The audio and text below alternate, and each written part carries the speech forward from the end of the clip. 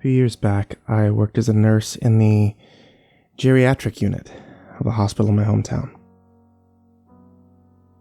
There was one woman there with pale blue eyes, whose mind was still fantastically sharp, and her desire to socialize and make new friends set her apart from most other living things in that wing of the facility.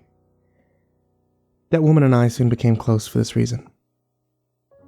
Her name was Yana. I still miss her every day since she passed. The strange thing about Yana was not her accent, which I could only place vaguely as Eastern European, nor her disinclination to talk about her past, which meant I never learned exactly where she grew up. Now, what fascinated me the most was that a strange young man, badly mutilated, plainly blind and mute, would visit her every single day. His hands appeared deformed, seemingly eroded at each digit down to the first knuckle. But each evening, a little after dinner time, he would visit. They would sit together, she would read to him, or sometimes sing in her frail old voice. Sometimes they would just hold hands in silence. Finally, I gathered up the courage to ask her about this man. And in a strange moment of openness, she agreed to tell me the story. My sister and I were the only surviving members of our family after our father passed away in 1964. These were very hard times for my old country, and father had grown so sick that we eventually were forced to allow him to starve, rather than waste food to comfort him as he inevitably died. Sister had been losing her mind little by little before all this happened, but I could see in her eyes, as we buried father, she had finally gone somewhere far away inside herself. I remember the crows, perched in thick groups like clots of preening black movement, watching us in the cemetery from all over the roofs. We moved to bury father quickly because the crows were all hungry as we were. Sister took to begging in the streets, sometimes trading sex for rides into the city nearby in hopes that her begging would be more profitable there. It was during these terrible times that she conceived a son, Bastard, whose father wouldn't be known to her but would certainly to some manner of predatory monster. This was the only kind of man my sister knew in those days of her life. The child was delivered healthily, happily, with a glowing spirit that broke my heart. I knew that soon the young boy's eyes would look like mine, like my sister's. Even on the day he was born, I knew his beautiful, joyous innocence could not last. Sister didn't care for her son as she should have, as God and goodness alike demanded that a mother should care for her child. She wouldn't change the boy's soiled diapers, leaving this to me instead, nor would forget to feed him even when his hungry wailing was ringing shrill and miserable through the whole house. Eventually, she began to take him out begging, using the child as a prop with which to elicit sympathy from strangers. She was most pleased when he looked his worst. He even complained to me once or twice that she could raise no money at all on days that he looked too healthy. I can never forget her final act of cruelty against Vasily. I named him myself after Sister couldn't be bothered. It was morning. I had walked outside in our yard to smell the air. The child was lying motionless on the ground there. Seemed to be quite dead, smeared as he was with his own blood. His little fingers and toes were black with frostbite. Sister hadn't even buried him in anything when she laid him down hours ago in the dark of night. Crows, which were all hungry as we were, had plucked his beautiful eyes and tongue from his still living body. I grabbed him up with tears already pouring from my cheeks, thinking I claimed a corpse. And it was only when he stirred against my breast that I realized he might be saved. I swaddled him as warmly as I could. I fed him something before rushing him down to the home of the town's only doctor. Nearly beat down the front door with my fist as he answered. With sleep still in his eyes because it was so early, I paid him all the heirloom jewelry from Mother that I had, all that I'd been able to hide from Sister over the years. An hour or so later, the doctor told me that Vasily would live, but asked that he be allowed to monitor the child for the rest of the day, and I told him I'd be fine, as today would be a busy day for me, and indeed it was. By evening, I had smashed Sister's head to a flattened pulp with a cast-iron skillet from our stove, obtained a train ticket from Passage out of our home country, and I made plans to give Vasily the best life that he could still have yet. Vasily, my son now, knows nothing about any of this, of course. I told him only that he was adopted away from a situation which he was likely not to survive. The full optimism I saw on his face when he was born survives to this day inside his heart.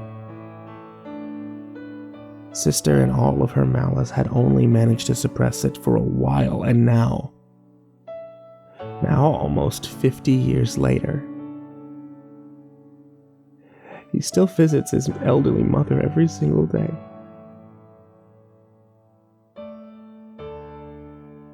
She beamed with pride as she finished her story. I would say no more. And she was right. Vasily loved her so much, and wore no resentment on his face for his injuries. He always seemed to be smiling pleasantly, even though, in his blindness, he often didn't know anyone was looking. He visited her every day until she died, and he was holding her hand when she passed. I knew from his interactions with hospital staff that he understood spoken English, and so, at Yana's funeral, I told him that I had been a friend of his mother's. I told him that she was the most amazing, wonderful woman I had ever met. His sad, grateful smile grew deeper, and he nodded his head. His response came in sign language. She was.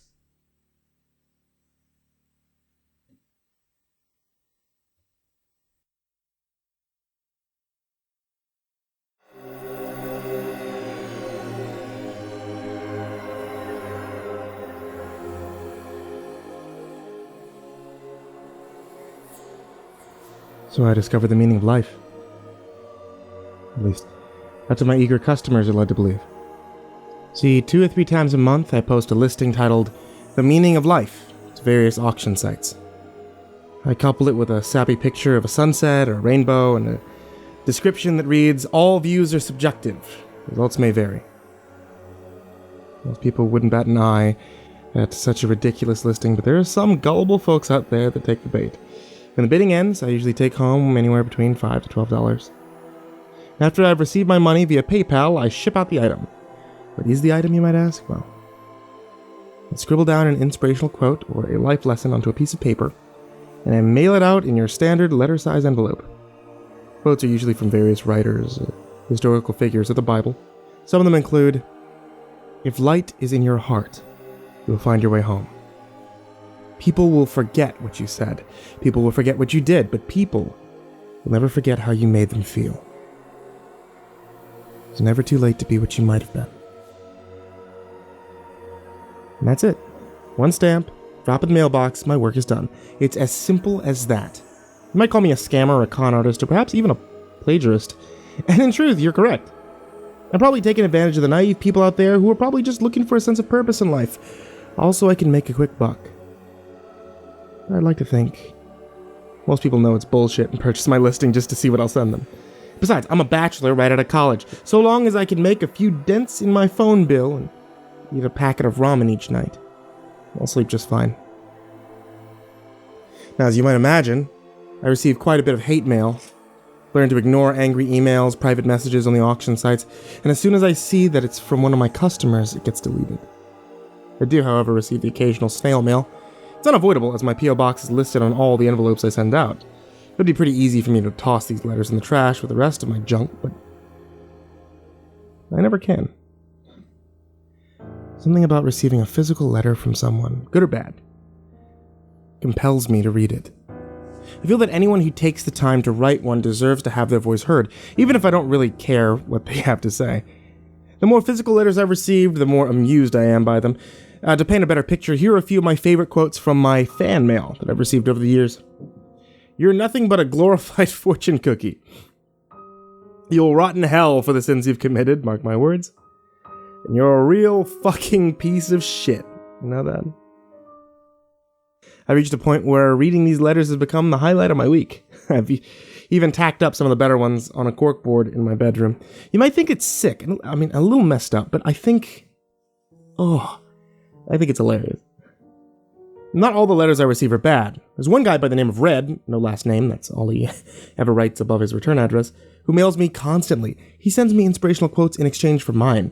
I assume he's a repeat buyer who enjoys paying for and receiving cheerful messages in his mailbox every now and again. A man of class and dignity. My kind of customer.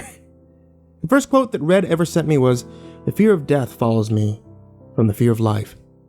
A man who lives fully is prepared to die at any time." It's Mark Twain. This was a great first impression, as Mark Twain is one of my favorite authors, and the return quote was much appreciated. As such, I hung it up next to the hate mail on my corkboard. Some of the things Red sends me, however, they're not corkboard material. Some of the quotes he sends are morbid and depressing, and other times, he'll mail me small packages containing little trinkets that I have no use for.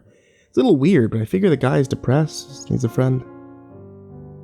Maybe the quotes he buys from me are the only things that he has to look forward to each morning. Perhaps the things he sends me are his way of saying thanks. To me, it's validation that what I'm doing isn't completely sleazy. But here's where things get weird. Today I received another envelope from Red. I smiled when I pulled it out of my P.O. box. His letters and gifts, no matter how odd, were just as much, if not more, of a highlight to my week than that endless entertaining hate mail. Upon opening the envelope, however, my smile vanished. Inside was a photograph of me, taken up close to my bedroom window. On the back of the photograph was another one of Red's quotes. "You look so alone. What's the meaning in your life?"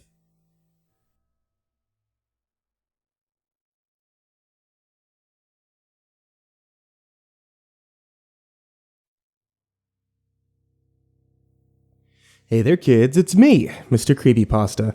I hope you enjoyed tonight's story, and thank you all for listening. Please help support the channel at patreon.com/MrCreepyPasta, and make sure to tune in for new horror stories every Tuesday, Thursday, and Saturday night. Many of the horror authors that I've worked with throughout this channel have all come together to work on one big book series, the CreepyPasta Collections Volume 1 and 2. Check them out on Amazon or at any local bookstore near you. Thanks for listening, kids, and sweet dreams.